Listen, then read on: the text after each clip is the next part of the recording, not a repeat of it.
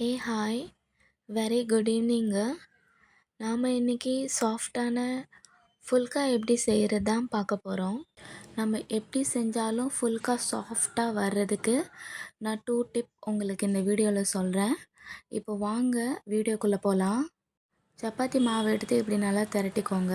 நான் இந்த வீடியோவில் திரட்டுற மாதிரி நல்லா திரட்டிக்கோங்க. ஃப்ளேம் சிம்மில் வச்சுட்டு அதுக்கப்புறம் இந்த சப்பாத்தியை அதில் போடுங்க. 2 சைடும் ஆஃபாக வெந்திருக்கணுங்க. அப்போ தான் ஃபுல்கா நம்ம ரெடி பண்ண ஈஸியாக இருக்கும். ஃபுல்லாக வேகக்கூடாது, பாதி பாதியாக தான் வெந்திருக்கணும்.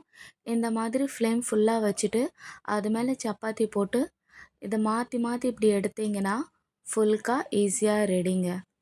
அவ்வளோதான், ஃபுல்கா நம்ம ஈஸியாக ரெடி பண்ணிடலாம்.